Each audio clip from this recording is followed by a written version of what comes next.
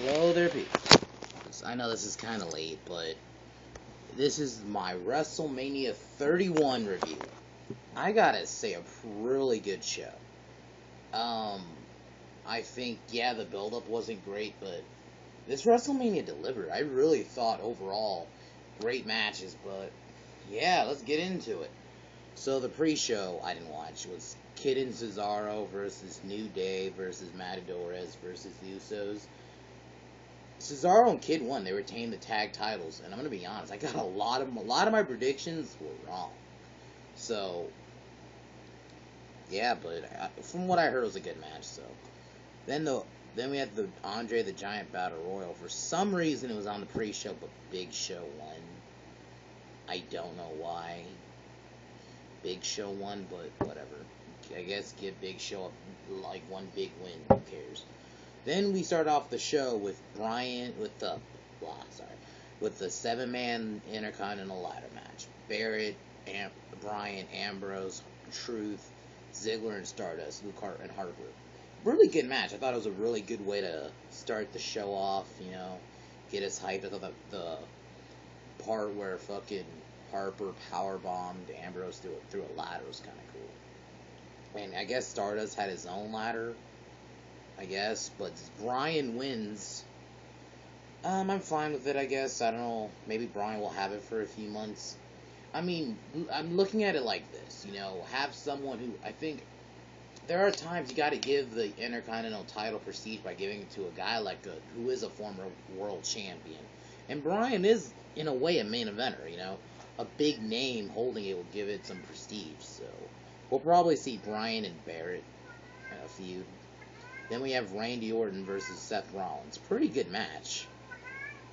That was a pretty... Hold on. Okay. Yeah, really good match. Orton did the double hanging DDT on Noble and Mercury. His cat's in the background. Sorry. Don't mind that. But Orton... I like how Orton was trying to do the punt, which you haven't seen in a while. But the way Orton won this match, which I'm actually surprised Orton won. I thought Rollins was winning this. But Rollins is about to do the curb stomp to Orton, but Orton reverses it into an RKO. That's why the RKO is probably one of my favorite finishers, because it's just, my God, it's such an innovative move. The way he just does it, it just looks so fluid. It's just, Orton won it, and celebrated. I guess they wanted to give Orton the win, yeah, he got his vengeance. And I get why now, when we get to the end of the show. Then I'm surprised they put this match on really early. Triple H versus Sting. The match was no DQ, which I think that was the smart thing to do. Triple H had probably, in my opinion, my favorite Triple H entrance so far. Him coming out with, Terminator shit. It felt like this was a giant publicity for Terminator. Triple H came out in, Terminator gear. Sting came out with, Chinese, drum players. It was kind of cool. I like the Triple H's entrance, though. It was so badass. It had, little, exoskeletons on the side, too. It was fucking badass, I gotta say. But then NWO came out, DX came out first, trying to help Triple H. Then NWO came out. Seeing them brawl. So it was New Age Outlaws and X-Pac on DX's side. Then NWO was Hogan, Scott Hall, and Nash. And man, they all brawled for dudes that up there in age. They fucking did pretty good, I thought. Then while Sting was doing the Scorpion Deathlock, fucking Shawn Michaels super kicked Sting.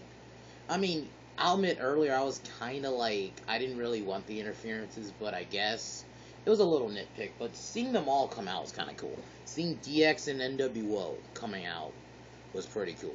I mean, God, I gotta try. But yeah, Shawn Michaels super kicking Sting is something I thought I would never see. It was a really good match, I gotta say. But they both got out their weapons. Sting got out the bat, and then Triple H got his sledgehammer. But Sting split the bat in half. Then while Sting, he did the Stinger splash. Then he was going to do it again. Then Triple H hit the sledgehammer part on Sting and hit one. So I got that wrong. But after the match, Sting and Triple H shook hands. I was like, is Triple H face? But no. We learned later. Then there was a concert performance shit. I didn't watch it. So then we have AJ Lee and Paige versus the Bellas. It's a pretty good match. You know, a lot of the match, Bellas basically try to have AJ out of the ring. So Paige was in the majority of this match, but then she finally made the tag. AJ makes Nikki tap out. So, yeah.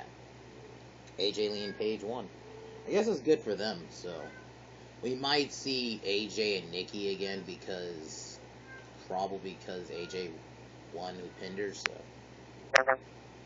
Then we had John Cena versus Rusev for the U.S. title. Pretty good match, I gotta say. Cena, even though I like Rusev, but Cena won in the end. I like that Rusev came out in like a fucking tank. That was cool. And then like Cena did some like slideshow of American moments. But Cena wins the U.S. title, and he's gonna hold that forever because I don't really see anyone beating him. Personally, I would have Rusev win, but that's like the only prediction I got right. Then we had a segment between Triple H and Stephanie. They basically just bragged about being the ones who innovated Mania and shit like that. Then The Rock came out. That was kind of cool because I didn't think The Rock was gonna come out tonight because he did Saturday Night Live last night, and that's why I didn't think he was gonna show up. But Saturday Night Live's in like New York, so then Stephanie slaps The Rock. Rock insults Stephanie. Stephanie slaps The Rock. Then Stephanie gets Ronda Rousey in the ring. I ain't gonna lie, Ronda Rousey's pretty fucking hot. I just gotta say it. And then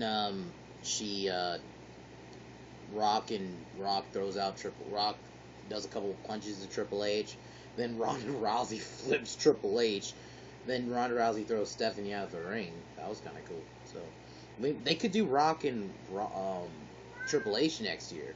Even though I was hearing Rock and Brock, so I'm hearing they might do Triple H. I think that's most likely going to happen next year, which I'm fine with. Then we have Undertaker and Bray Wyatt. A really good match. Fucking Taker looked good. He looked retro. He looked younger, you know. He looked like his older self, you know. He's wearing his leather pants like he used to wear back when he had that major return at WrestleMania 20. Bray came out good. I thought Bray did good. I liked the moment when Bray got up for the spider walk and then Taker rose up. It was badass. Bray kicked out of the tombstone. One tombstone. Then there's some point where Bray dominated the rest of this match and Taker came back. And then hits Wyatt hits the Sister Abigail. We thought it was over. I didn't really think it was over. I knew Taker was going to kick out. Then Bray tried the Sister Abigail again and did the kiss, and then Taker reversed it into a tombstone and won. So, yeah. I think this is good. Taker and Sting both looked good, which I'll get to that in the end. Then we had the main event. Brock Lesnar versus Roman Reigns. This almost felt like a recap of SummerSlam because, man, Brock Lesnar dominated the majority of this match. 10 suplexes. Then I liked how there was a point during the match, Lesnar was like, Suplex City, bitch! And I was like, I cracked up. Then he hit like an F5 early in the match. Then Lesnar got busted open. Then he did more suplexes. Then Reigns threw Lesnar into a post, and Lesnar just fucking gushed blood. It was like, it kind of felt like Attitude Era. They should just do this again. I don't see the problem with doing bleeding. I'm not saying all the time. And I don't even say you have to do bleeding on Raw, but maybe do bleeding at pay-per-views. You know, just do it every now and then. I don't see the problem with that. Then Lesnar hits like 3 F5s. Well, 4, technically, on Reigns, and Reigns kicks out. Then, now this is where he hits like 1 F5, but Lesnar and Reigns were both out. Seth Rollins runs down. Okay. Curb stomps, he kicks out Reigns out the ring. Curb stomps Lesnar, then he's going to do it again to make sure, and then Lesnar reverses it into an F5. about to do the F5. Then Reigns spears Lesnar. Then Rollins curb stomps Reigns and pins him. Now Rollins is champion. I'm in the middle with this. Part of me is like, I like Seth Rollins, so him being champion is good. But there's a part of me is like, they should just let Reigns have his moment. But I guess at the same time, we'll finally have a cash in at Mania. But it was just like, they should, I was like thinking, I was liking the match. I was really hoping it would have the ending. But there you go. Rollins stole the victory. So overall, I enjoyed this Mania. I really enjoyed it. I thought it was way better than last year's, in my humble opinion. Hopefully tomorrow night, I'm hearing Taker and Sting will be on Raw tomorrow, possibly, or they're booked for Raw. If they are, please tease them having. I want to see Sting at Triple H and Taker. I think Taker proved he can still go. So did Sting. So I really think I want to see this next year at WrestleMania. But overall, I enjoyed it, and yeah, guys. So if I had to rate this WrestleMania out of 10, I would probably do like a 7.5. Okay, guys. I'll see you guys tomorrow for my Raw review. Until then, until next time, guys. Peace.